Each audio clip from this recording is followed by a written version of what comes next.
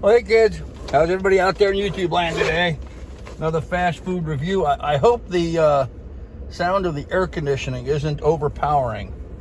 I noticed the other day that I had the air conditioning on pretty high and made it difficult for you guys to hear me. So I'm hoping that's not the case today. I did shut off the air vent directly behind the phone, so that might make a difference. So today we have something a whole lot different to do.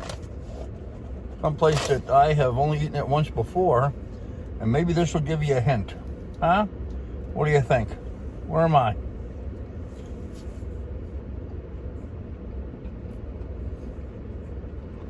Can you guess where I am? Which fast food restaurant am I at? And these are very good, by the way. They need salt, however.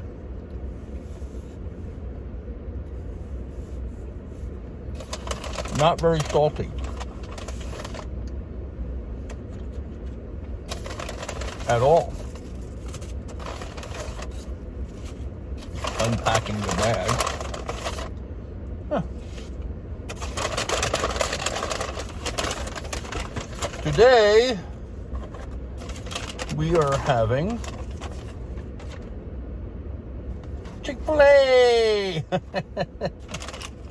Fil A day. That's interesting. All right, so they stuck my little order thing on the side of my bag. I got fries, waffle fries, and like I said, they're very good, but they need salt.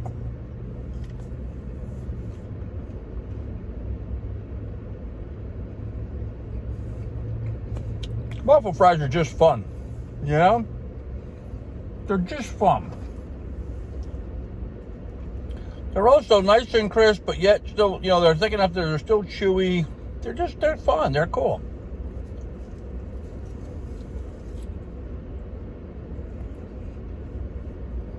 I had ordered fries.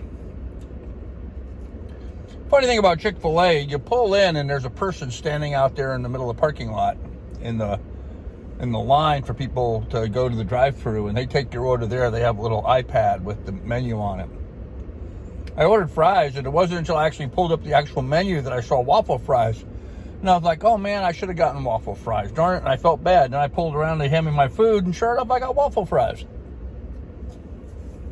Yay, Chick-fil-A. All right.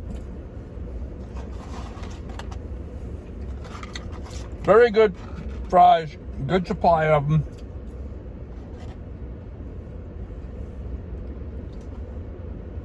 Some of them a little squished.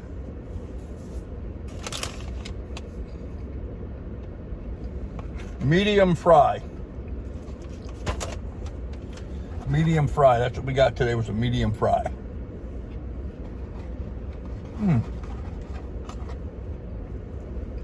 Very good. Rocking out the fries here.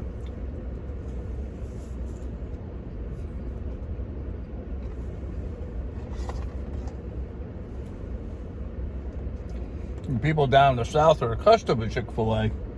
We haven't had them up here in Ohio except for just like the last year or two. Maybe last just couple of years. It's a new thing for us Buckeyes.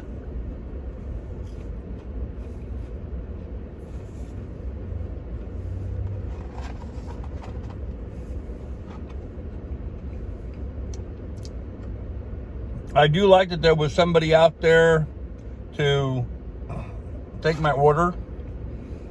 A little weird, but I like that. I did like that there was somebody at the drive-thru, not just, you know, you pull up to the window, but there's actually a couple guys there checking, making sure everything's right and handing you your bag. So, you know, it's a lot of personal contact, which is always nice. A little weird, but a little nice. I'm not sure if they do the same thing on rainy days, but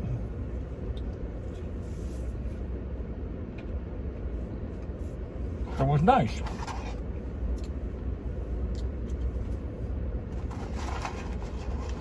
Did get a receipt.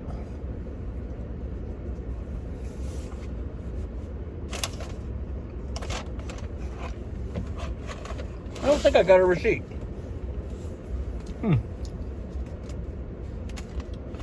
No, there was no receipt with it. So I don't know how much I paid. Does it say on here? Nope. All right. Well, when I post this video, I will check my account. Let me pull it next to me. And that'll tell me how much I paid, and I'll post that on here.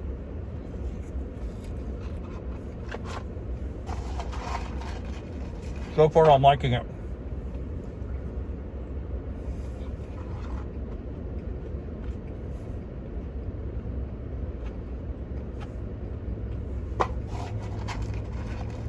A lot of little pieces in the bottom of the French fry cup.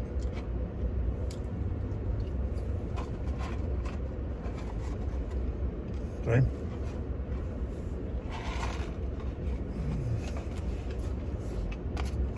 I don't know how else you would do that.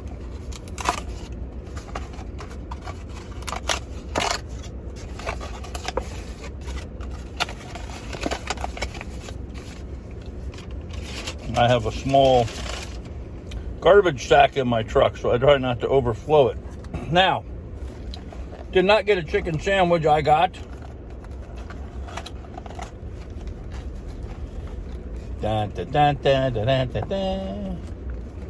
I got chicken strippies. And I also got a couple containers of sauce. So I guess these are to sauce my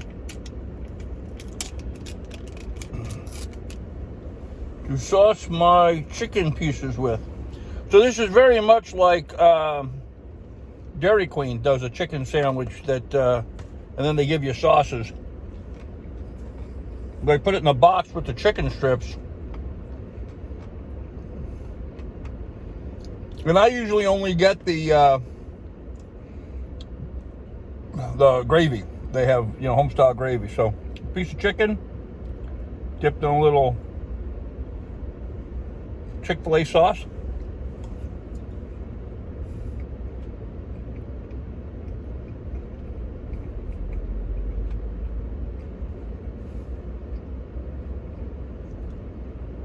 Fil A sauce is a bit of a honey mustard.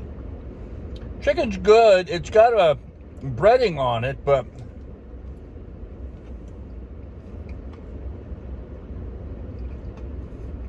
got some good seasoning on it, but it's not like crunchy. Huh. I mean, it's like breaded and cooked, but not, it's still kind of soft.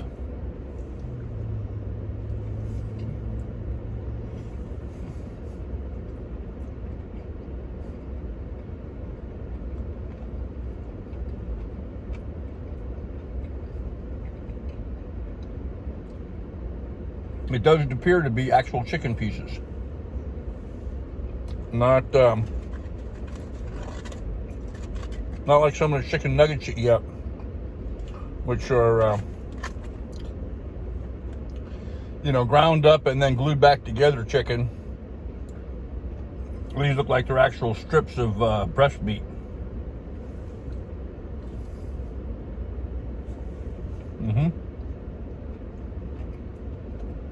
Exactly what they are.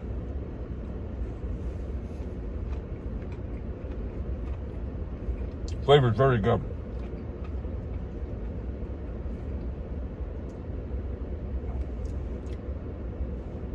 I like the sauce on it.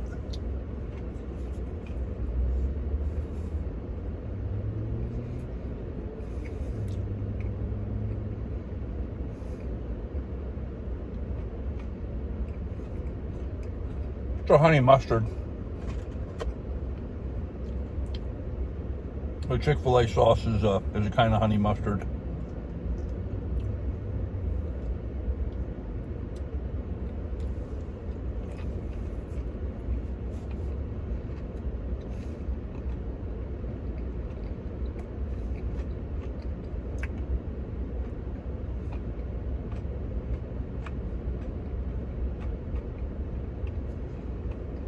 I'm in a busy spot. Okay. Well, guys, I can tell you the chicken strip is very good. Very, very good. But just fries and chicken strip, I'm not sure that's like a whole meal.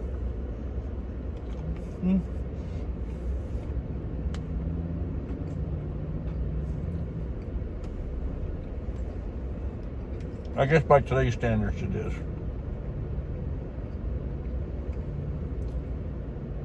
Although I really had a nice meal last night. Yesterday, actually both meals yesterday.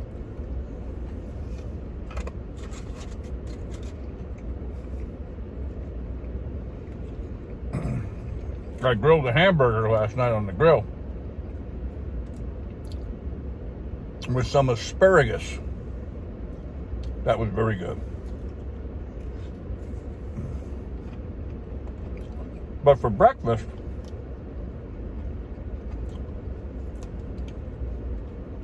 I made a German apple pancake.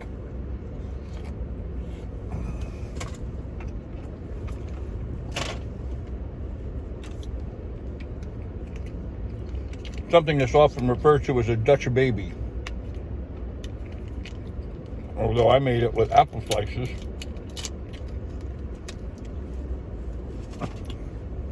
Making it a German apple pancake. Lots of cinnamon, lots of nutmeg. I actually put a little too much nutmeg in there, I think, but a lot of cinnamon, a lot of sugar, a lot of nutmeg, apple slices, and then you make a batter, flour, milk, eggs, 4 eggs.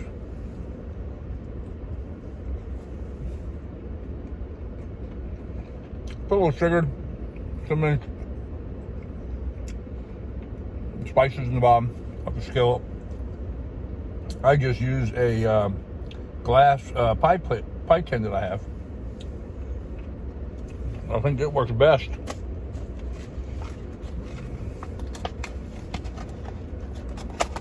And then I take it in the pie tin and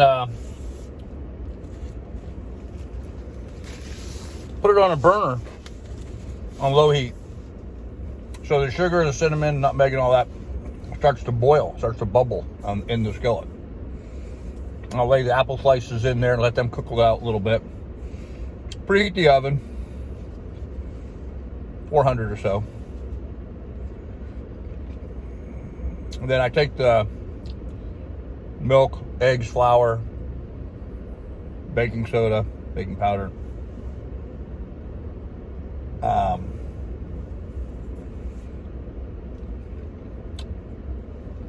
and I sprinkle some more sugar on the apples, and I pour that mixture over top of it, stick it in the oven, and bake it for about 20 minutes. And what happens is the apples get up on top, and the leavening agent in that makes it rise. So you end up with this mountain on this little pie plate. It looks like it's going to spill all over, but it doesn't. And then when you take it out of the oven and start letting it cool for a little bit more, you bake it for 20 at 400, turn down about 350, 375, go another 10 or 15, what I found. So all in all, you're 35, 40 minutes in the oven. You take it out and set it up on top. And while that's cooling, I'll take some heavy cream, some sugar, a little vanilla, sometimes even a little chocolate cocoa powder, and I'll make a whipped cream, either vanilla whipped cream or chocolate whipped cream. And I used to just take the whipped cream and spoon it right out onto the top of the Dutch baby, but I find when I do that, it just melts and makes a big mess. I find if I just leave it in the bowl, chilled, and then I can cut a little piece of the apple stuff, get a little whipped cream on my fork, stab the apple stuff, and then eat it. Very good. Really, really good. So I made that for breakfast yesterday, and then I made the grill last night before my live stream. And I got to admit, while grilling, I had a beer, and it took forever for my coals to get hot. So by the time they got hot, I was already into my 3rd or 4th beer. I was feeling pretty good for my live stream last night. But then I switched over to a soda, and by 9 o'clock, by the time I went to bed, I was pretty much sober. So mac and cheese to go along with what I had. And oh, this looks good. It's got this really nice looking crust on the top. Look at that. Oh yeah. Now, I've did this before in a video. I know I've recorded myself eating this mac and cheese before, but maybe not. Oh, that's so good. I like when the cheese gets this like crusty stuff on top. That was the one thing I really disliked. I just lost a piece. The thing I really didn't like about the one that I had Panera Bread, it was just all mushy. This has got, you know, a little crust on it.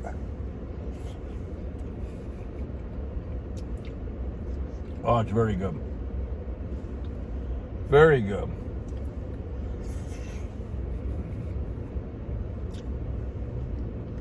Now I got to get out of the car and clean my mat down there and pick up that piece of macaroni I dropped. All right. Hands down, much better than the one at Panera Bread.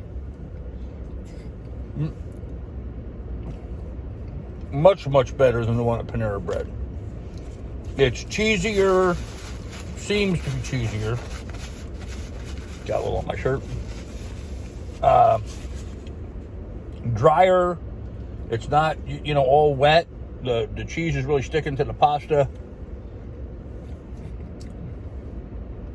Good cheesy flavor. The pasta's done perfectly. Nice and al dente. That was the one thing that they did right over at Panera Bread. They used a very good pasta. This is also a very good pasta. It's not quite as good as Panera Bread noodle that they used, but these large elbows are equally just one notch under the other ones. The other ones were a bigger, heavier noodle, and that makes a difference, I think.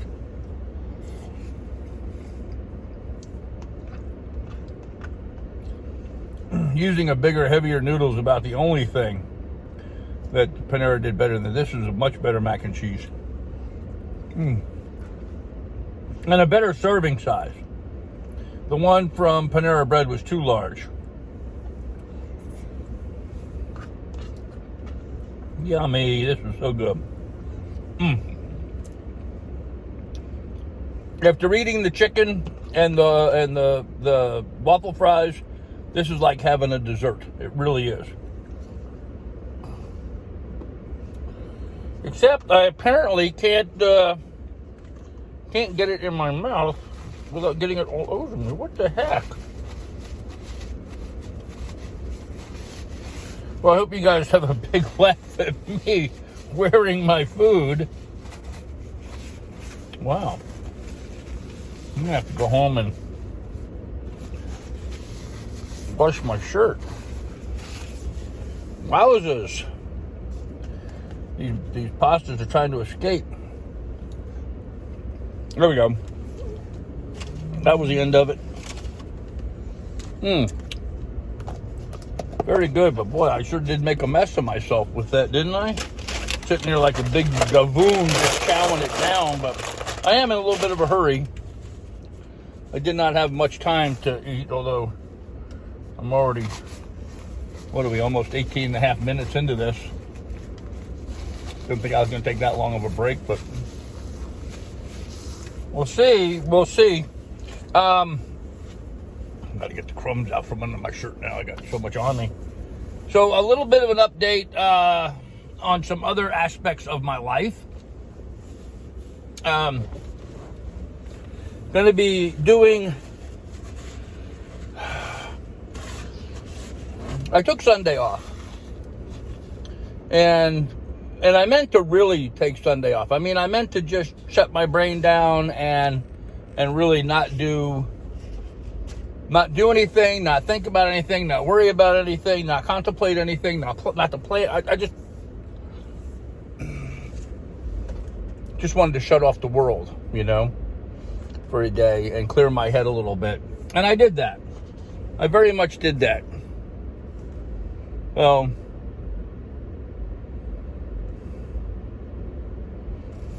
a little piece of chicken stuck in there.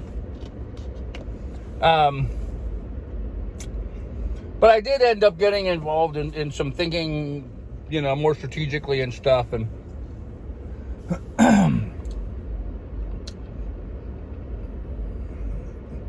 I am not making the money from real estate that I do historically here in Ohio. Oh, there's a couple reasons for that.